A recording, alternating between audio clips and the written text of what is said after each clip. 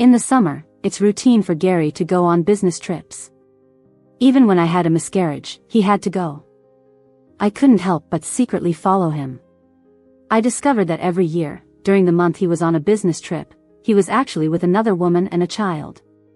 What's even more ridiculous is, during those fake business trips, his parents, friends, and colleagues were all helping him cover up. For 5 whole years, I was eagerly looking forward to having our child. I put my heart into building this home. And for what? While waiting for Gary at the airport, I noticed that mother and son. The mom had a delicate, gentle look, her face full of warmth. The little boy, with a timid look in his eyes, clung to her clothes and stared intently at the monkey keychain on my bag. It was a small fabric monkey, a gift from Gary during our honeymoon. It's a bit worn out, but I carry it everywhere. He tentatively pulled it, and the fabric monkey buzzed. The mom gave me an apologetic look and pulled him close, whispering, "That belongs to the lady. Wait till daddy comes, and he'll buy one for you." The little boy stubbornly glared at me, still fixated on the fabric monkey. The mom had no choice but to pat his head and move to the other side. I felt a bitter pang in my heart, unconsciously rubbing my belly. I almost became a mom. Half a month ago, an accidental fall caused my miscarriage. Gary and I have been married for 5 years. We've been eagerly waiting for a baby. Every summer, he goes on a month-long business trip, but I thought this time would be different. I longed for him to stay by my side during this time. But he just looked at me with regret. "Wendy, the ticket was booked a month ago. Can't someone else go for you? I'm in this condition." He hesitated for a long time and then gently shook his head. Saying I wasn't angry would be a lie. I just couldn't understand what job would make him leave his miscarrying wife. So I found a scalper to book an earlier flight. I was anxious, afraid he'd be shocked and angry to see me later. But I just wanted to be near him. I was at my weakest moment. When the flight arrived, the crowd picking up passengers grew. I was squeezed to the edge, trying to protect my still aching belly. Gary is tall, he stood out immediately. I was about to wave, but then a piercing child's voice shattered the air, "Daddy." The little boy shot like an arrow into his arms. Gary's face lit up with a smile, lifting him high. He then naturally held the woman's hand with his free hand. My heart pounded, and the ache in my belly spread through my body. The boy hugged his neck, saying in a childish voice, "Daddy, you haven't kissed mommy yet." When Gary bent down to her, his eyes caught sight of me. He paused slightly, the woman already kissing his lips with a smile. I stared blankly, and a loud voice echoed in my mind. "She's much more practiced than I am." A few minutes later, Gary and I stood face to face outside the airport not far away. The mother and son watched us. My wrist throbbed where he had gripped it, and I finally managed to shake him off. His face changed slightly. "Why did you come here?" I couldn't help but laugh. People really do laugh when they're furious. "Business trip?" "Gary, shouldn't you explain first?" He hesitated, glancing at the 2 people in the distance, beads of sweat forming on his forehead. "Before, I donated some little guys. Later she found me." The woman's name was Linda. She owned a flower shop. The little boy glaring at me from her arms was named Leo. Hearing this name made all my blood freeze. "Gary, how dare you?" When we were newlyweds, we wrote down many names on paper. Gary had pointed happily at the 2 I wrote. "Our boy will be Leo, and if it's a girl, she'll be Daisy." He clearly remembered too, his face pale as he avoided my eyes. "Wendy, I didn't think too much." He explained that Linda contacted him after she had the baby. The baby was small and often in and out of the hospital. Linda reached out just to inform me about the child's condition, fearing he wouldn't make it. Later, when the child survived against the odds, Linda wanted me to spend some time with him when possible, so he wouldn't grow up thinking he didn't have a father. A cold sensation crept up inside me. Thinking back, all of this had been hidden from me since we got married. No wonder he went on a business trip every summer. He sighed. "I only spend a month with him, we don't keep in touch otherwise." I reached for his phone, but he pulled back with a startled look. Usually, he left his phone lying around. I could unlock and check it anytime. It wasn't until now that I noticed this one was different, though the same model. It was a different color, with a family photo on the back. Rage shot through me. Without thinking, I slapped him hard. "Daddy!" Leo shouted, tearing away and charging at me. His small head slammed into my belly. It hurt. I had never felt such pain before. I was rushed to the nearest hospital. During the examination, my forehead and back were soaked, clutching my belly in agony. Gary, holding a distressed Leo, couldn't stop the boy from kicking at me. He yelled, "Don't hit my daddy, bad woman." He screamed that all the way. People stared at me with strange looks, and Gary didn't say a word to defend me. Linda took Leo outside, visibly anxious. She returned alone, clearly guessing who I was. But like they had an unspoken agreement, they said nothing in front of others. The doctor advised bed rest and left the room. Gary tried to help me up. I coldly pushed his hand away. His face darkened. He turned to Linda. "Take Leo home first, I need to talk to her." That simple sentence shattered the last bit of hope I had for him. Linda, looking pitifully at me, wouldn't leave. "I understand you can't accept this, but I just want Leo to have a complete childhood." We always agreed to tell him that Dad was just working out of town and could only be with him during the summer break each year. She started to kneel as she spoke. "Please, I'm begging you, don't tell the child anything." There were other patients and their families in the room, and curious eyes moved among us. Someone muttered, "Is the one on the bed the mistress? That's too brazen." Gary heard it but just furrowed his brows, not uttering a word. Looking at Linda's pitiful appearance, it's no wonder the people in the room sided with her. At times like this, I had to count on myself. I straightened my body and pried her fingers off the bed sheet one by one. "We've been married for 5 years. How old is your son this year?" The room was suddenly filled with sharp, prying eyes, all focused on Gary. Linda had already slid to her knees, trembling, afraid to lift her head. I removed the needle from my hand and felt a bit dizzy getting out of bed. It seems people only truly grow up after experiencing utter despair. I never thought I could be so aggressive. "We've been married for 5 years, and you go on a business trip every summer. Even this time, when I just had a miscarriage, you still had to go on a business trip. So you've been hiding such a big son from me all along? Gary, should I say you're a master of time management? And you?" I stared hard at Linda. "Did you pick one from the sperm bank and get pregnant, so why are you here now? You didn't plan anything, right? So what about publicly kissing a married man?" My voice got louder and louder. "Who knows what dirty deeds you've been up to when I'm not around? Wendy, you." I never expected Gary, who had been silent, to sharply stand in front of her to block me. The man who had dated me for 3 years and been married to me for 5, was now protecting someone else in front of me. "Linda didn't want to compete with you. We're only doing this for the child." I couldn't understand how he could shamelessly say that with a straight face. With one hand shielding the woman behind him, he spoke to me with deep emotion.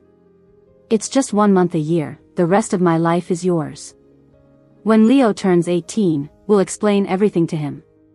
Linda, behind him, spoke timidly.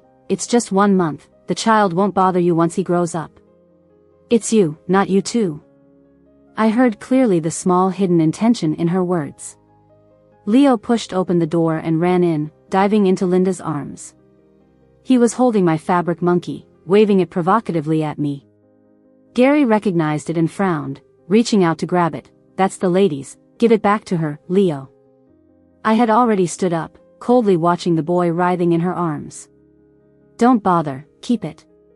Being so young yet having sticky fingers, one parent clearly isn't enough. Gary reached out to pull me, but I pushed him away as if electrocuted. "Don't touch me. When the storm strikes, stay far away. You don't need to sneak around anymore. There's nothing worth fighting over." I walked out from the room to the street, with Gary closely following. I wanted to tell him to get lost, but I had no strength left. Linda chased after us with the child, gasping for breath. Leo cried loudly, as Gary had taken away the fabric monkey. All the noise was making me feel more agitated. Gary kept trying to grab my wrist. "Wendy, let's talk when we get back." I had to stop and look at him. "Besides me catching you, who else knows about this?" He avoided my eyes, looking awkward and nervous, and I already knew the answer. His parents knew, his friends knew. Maybe even his coworkers knew. During his so-called business trips, they helped cover for him. I felt an immense sense of absurdity. So all that talk about company financial issues and cancelled vacations was fake? And your salary cut by a third, also fake? He suddenly seemed a bit impatient. "Wendy, I never cut your allowance. Have I ever denied you anything?"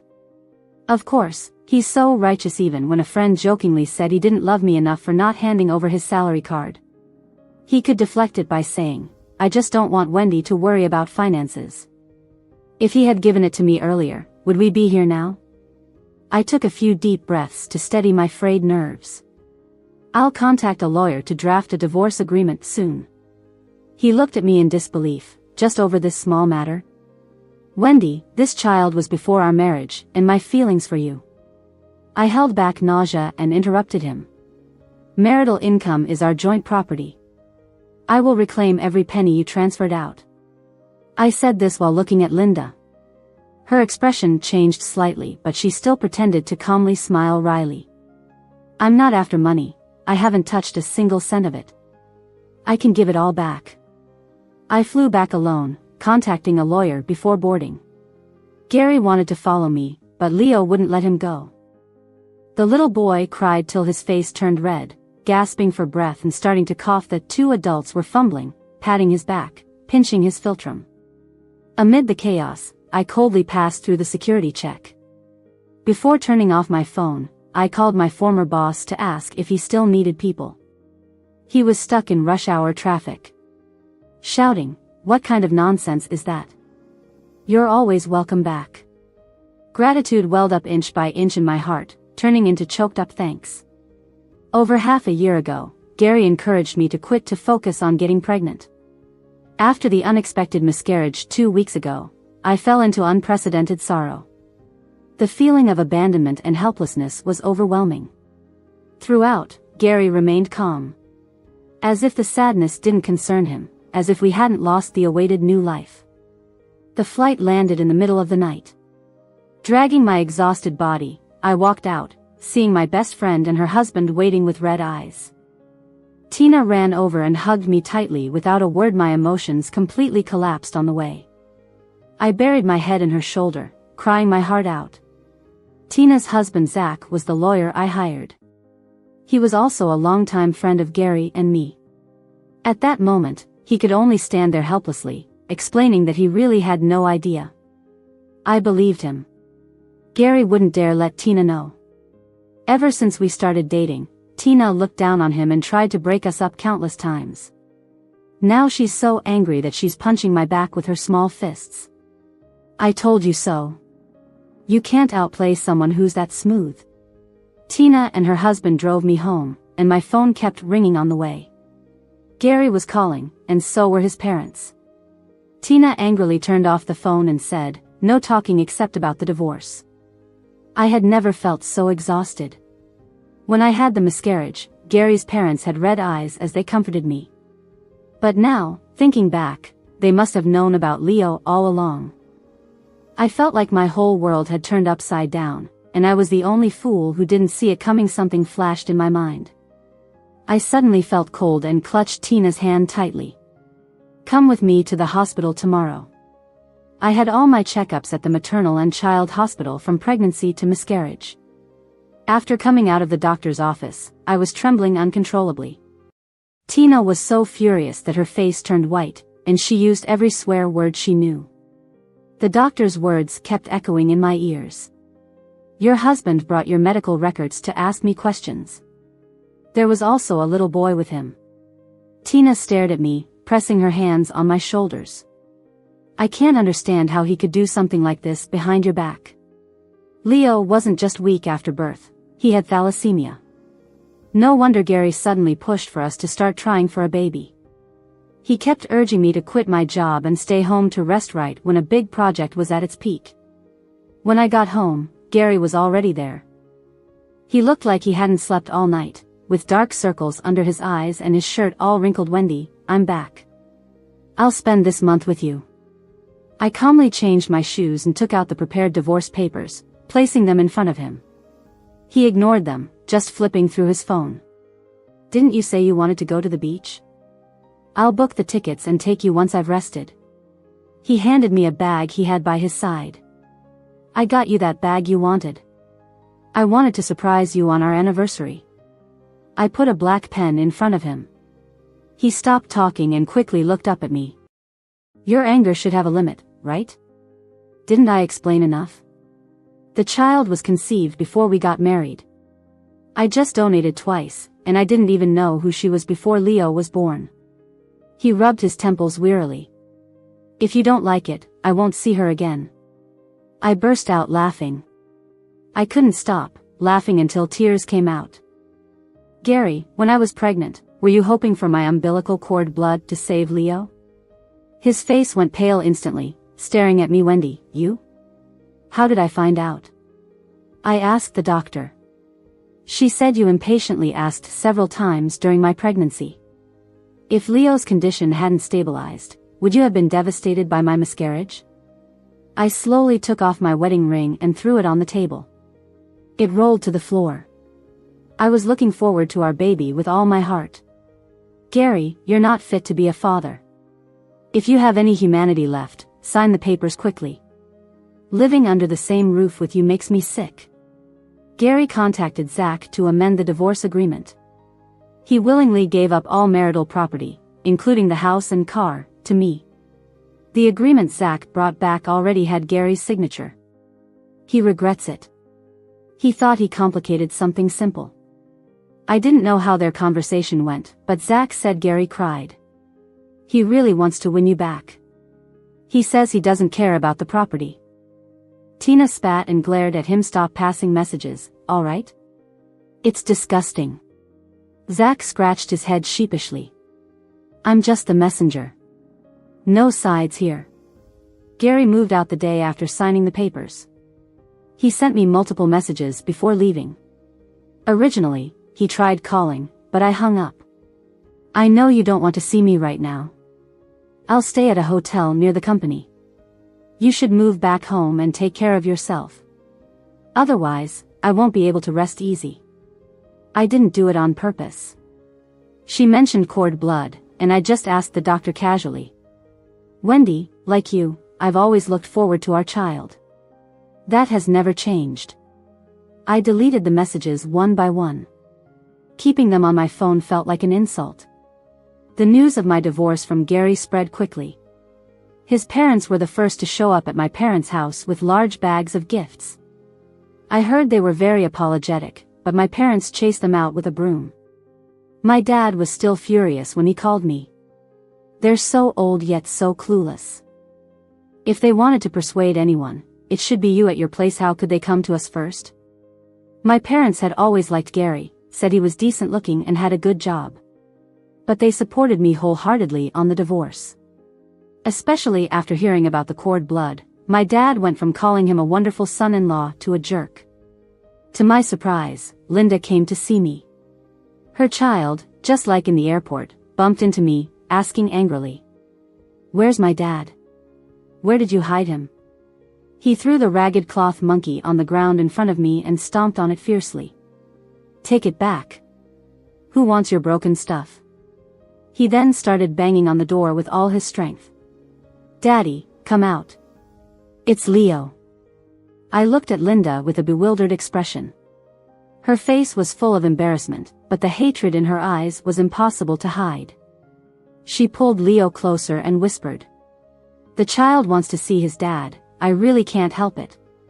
Right now, he doesn't even dare to answer my calls." I smiled and took out my phone. "Want me to call him for you?" She immediately looked at me with hopeful eyes. "It'd be great if he could come. I don't have any other requirements. I just hope he can have a good talk with Leo."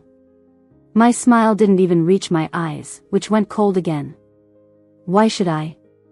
I have no obligation to get involved in your matters. The fear and color slowly drained from her face. Unconsciously, she stood straighter. Wendy, do you have to be so petty with a child? Her gaze swept over my belly with malice. You almost became a mother too. Don't you understand a mother would do anything for her child? I laughed at her. Including using him as a bargaining chip to repeatedly destroy someone else's family? Linda, I'm curious, what was your motive for having his child back then? Before giving birth, you didn't even know who the father was, right? I stepped closer and watched her tense and uneasy expression. Donors don't have their info available.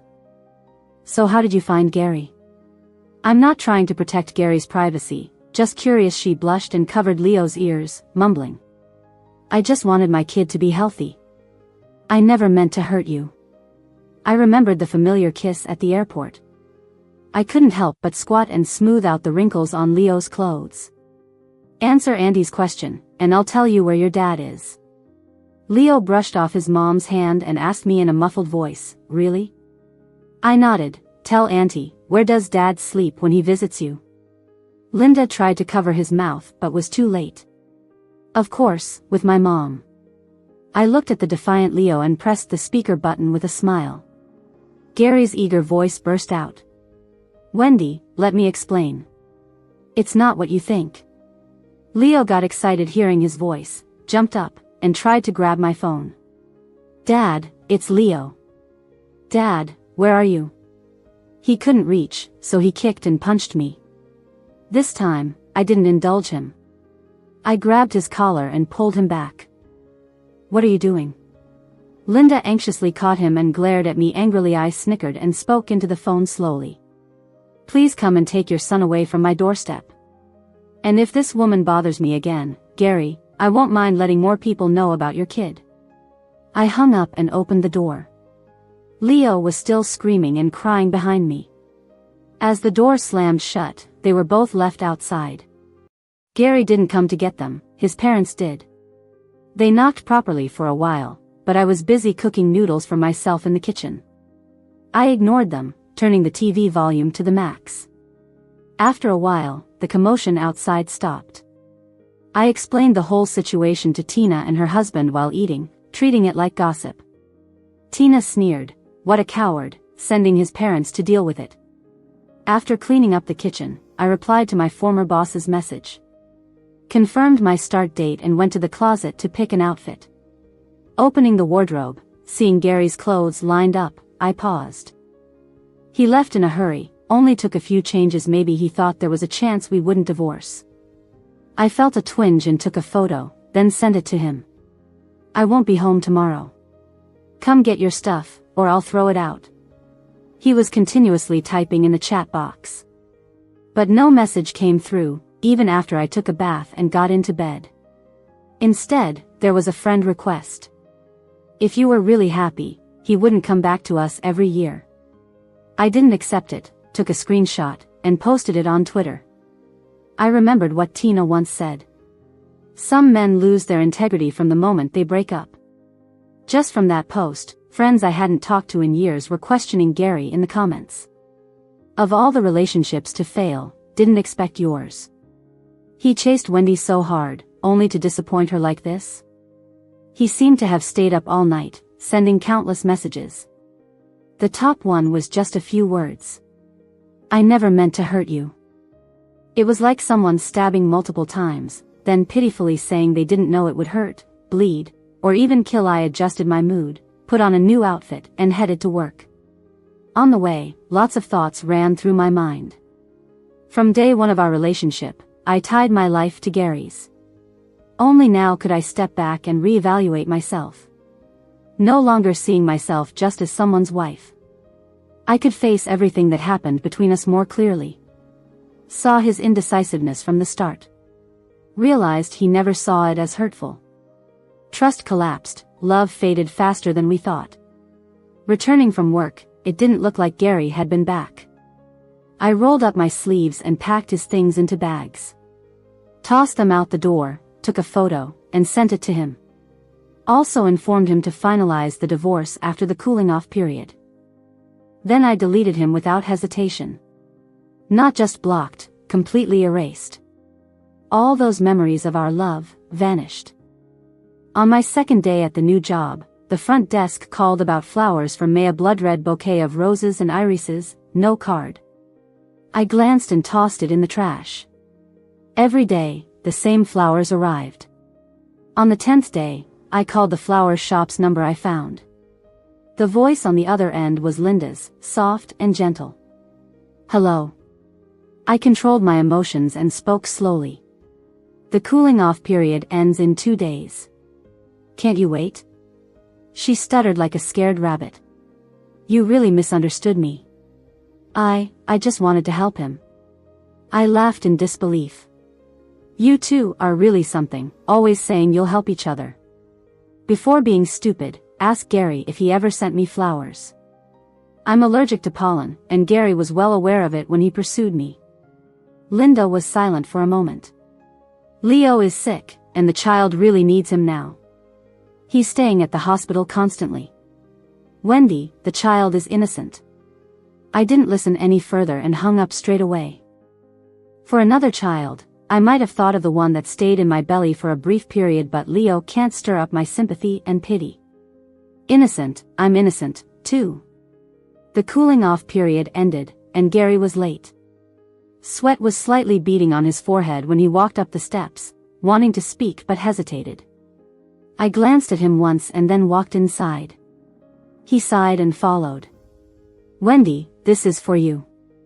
He fished out a stuffed monkey from his pocket, the tag still on it. Just like the one I used to have. On our honeymoon, we went to a somewhat obscure small town. The stuffed monkey was handmade, not mass-produced. He muttered, I made a special trip. Luckily, the person was still there. He kept holding out his hand, his eyes filled with hope as he looked at me.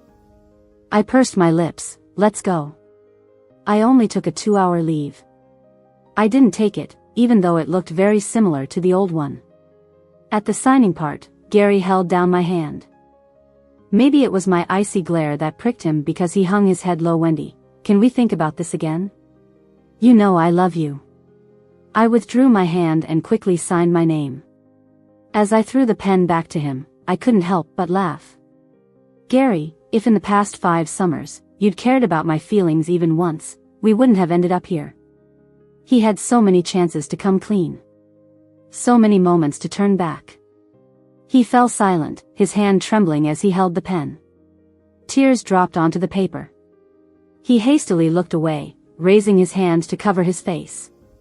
His usually neat handwriting was all crooked that day.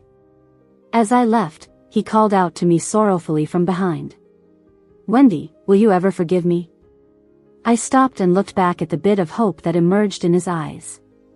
If karma exists, I hope every bit of it strikes you. I'm not that magnanimous.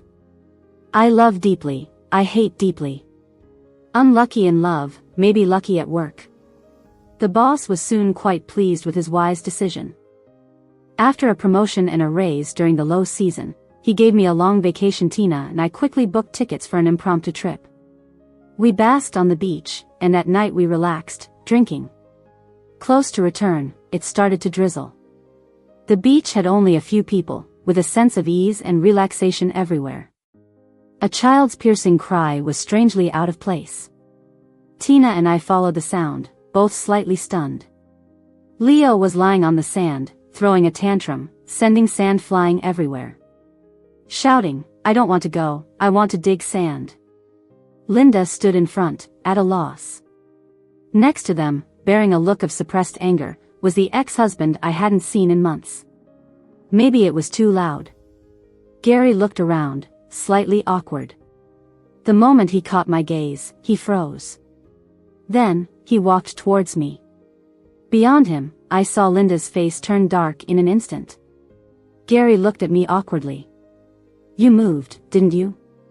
I went looking for you a few times.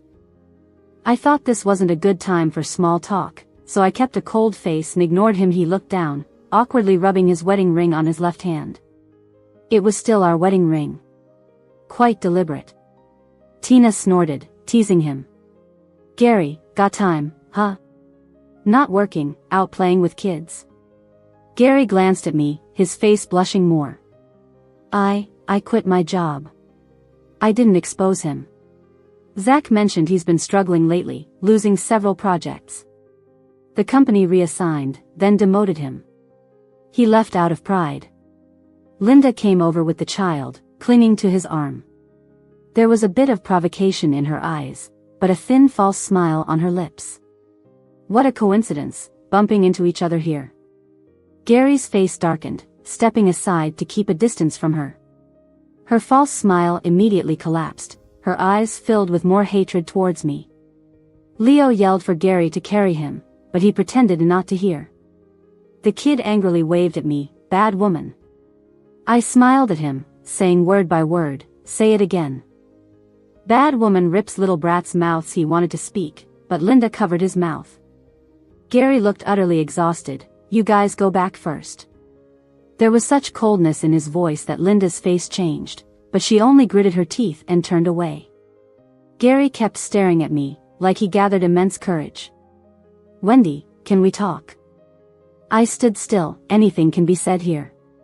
Tina also posed to listen, but her eyes were full of mockery. Gary sighed. "Leo had a few episodes. She's been pushing to have another child." I laughed. "Congratulations, you love being instant dad, don't you?" His face flushed, then paled. "Wendy, you know I don't love her. I don't want to force myself for a child." He looked at me eagerly. "Even if I made mistakes, don't I deserve happiness?" I held back harsh words, nodding dismissively. "You still have a lot to learn about picking yourself up and irreversible failures." The light in his eyes dimmed, and he fumbled. "I miss the old us." Everything was moving forward as we wished.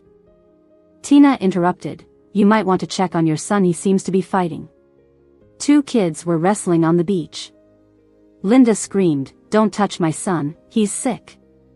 But it was Leo riding on another kid, pulling and biting.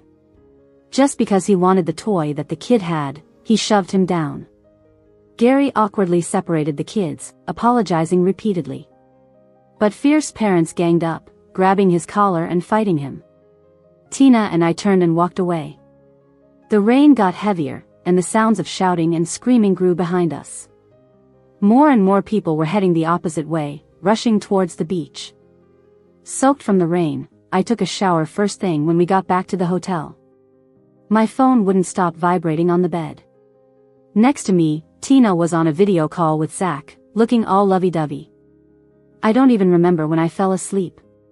Just that there was thunder and lightning flashing brightly in the middle of the night. When I woke up in the morning to check out, I saw people whispering in the lobby. "Did you hear? A man and a woman died on the beach yesterday." Sounded like a fight. Someone took out a knife.